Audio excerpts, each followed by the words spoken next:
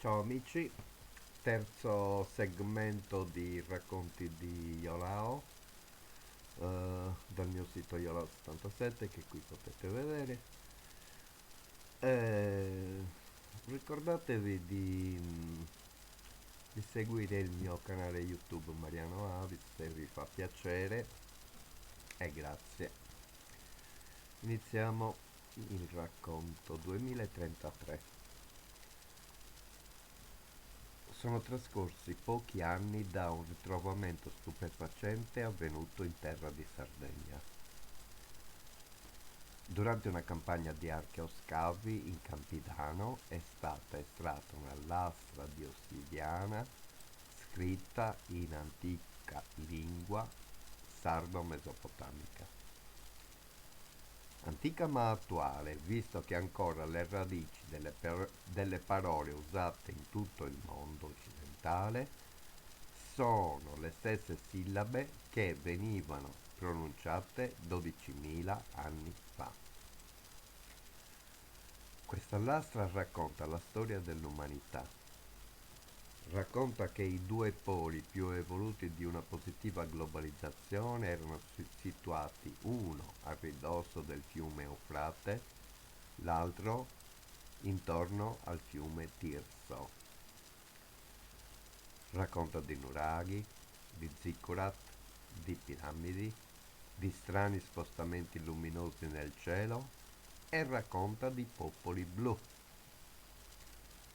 In quella lastra esistono riferimenti ad antiche civiltà come quelle greche, somala ed egizia, ma si evince che il sistema allora in atto aveva come centri di potere principali varie località a ridosso dei due fiumi, così lontani tra loro ma culturalmente in sinergia e stretto contatto. Qualcuno teneva i contatti usando il pensiero e sfruttando le correnti magnetiche planetarie. Inoltre i due luoghi erano collegati tra loro attraverso portali energetici. Le stelle si spostavano da un luogo ad un altro, come avviene ancora oggi. Si scrive che i due popoli avevano evidentemente le stesse identiche radici. La Sardegna allora era intensamente popolata e giocoforza i suoi abitanti cercavano nuove terre da abitare, visto che altrove esistevano terre generalmente spopolate. Un manipolo di navigatori gherradori sfondò la città di Tiro, ma dopo 2 generazioni parte dei loro nipoti rientrarono nell'isola e fondarono, tra le altre, anche la contrada di Bituzzor, che significa la dimora dei costruttori di Tiro.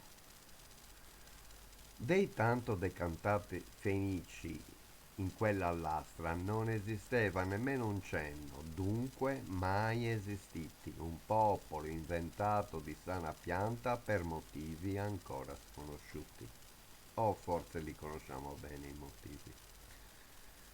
I 7 milioni di abitanti che abitavano allora una unica isola fondata da Sardegna e Corsica erano esperti costruttori di grandiosi e immortali edifici. Avevano a disposizione fertili terre dove praticavano allevamento e agricoltura.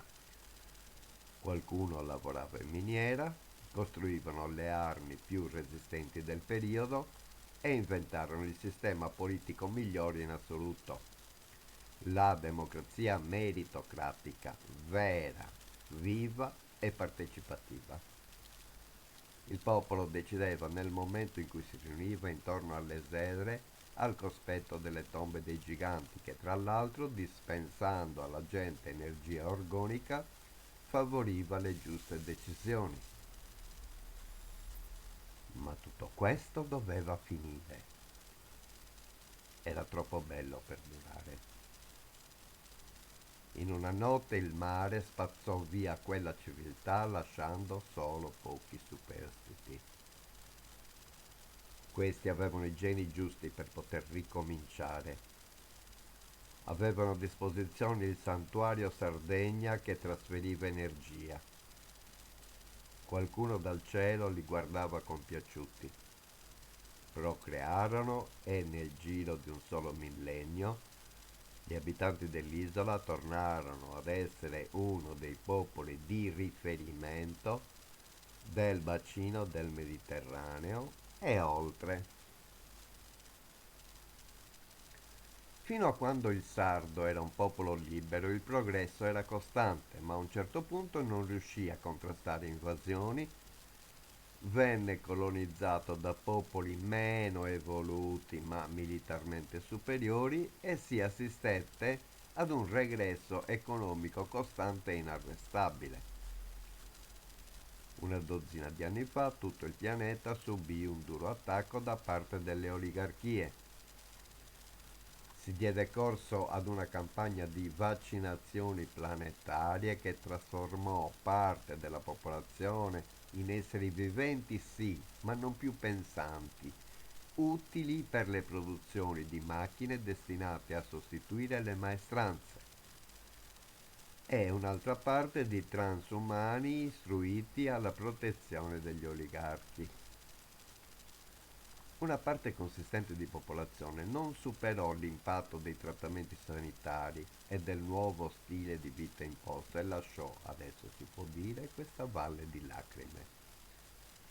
Un'altra parte di popolazione si accontentava di vivere come automi attraverso redditi statali miserevoli e gratuiti, alla stessa stregua di mandrie non più utili al sistema.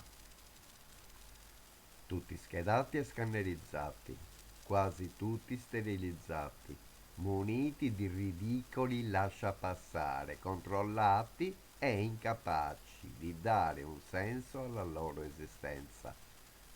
Una moltitudine di servi ai quali non si chiedono servigi e destinati a scomparire nel giro di poche generazioni. Le città e le pianure erano praticamente spopolate, ma resistevano sulle montagne delle anime elette che a suo tempo, scherniti dalla massa obbediente, rifiutarono vaccini e sistema. La parte più cosciente e consapevole della società, seppure emarginata, riusciva a difendersi dagli attacchi del sistema e cresceva nel tempo anche di numero. Si stava preparando a dare il colpo di grazia a chi malignamente aveva tentato di sostituirsi a Dio. Passiamo ad un altro articolo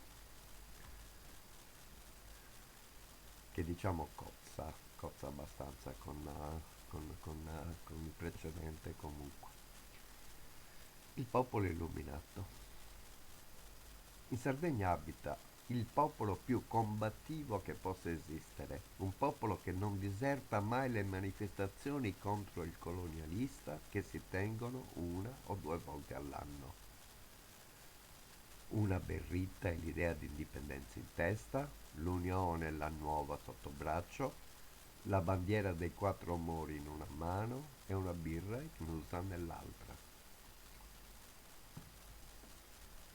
Canta e sa cantare, procurare e moderare. Tutti invidiano la nostra intelligenza, specie quando chi ci colonizza ci chiama a votare. A proposito di votazioni mi vengono in mente le pecore. E a proposito di pecore presumo che siano, che siamo il popolo più individualista che esiste. Le pecore vanno avanti tutte insieme, noi invece andiamo indietro in ordine sparso. E poi vogliamo ricordare la grande mobilitazione di popolo quando Dodore era imprigionato? Una moltitudine di persone, maschere, tutta la Sardegna mobilitata. Nessuno è restato a casa sua. Tutti a far sapere allo Stato italiano che noi non ci stiamo a subire simili soprusi. Parliamo tutti la lingua sarda comune, utili anche in questo.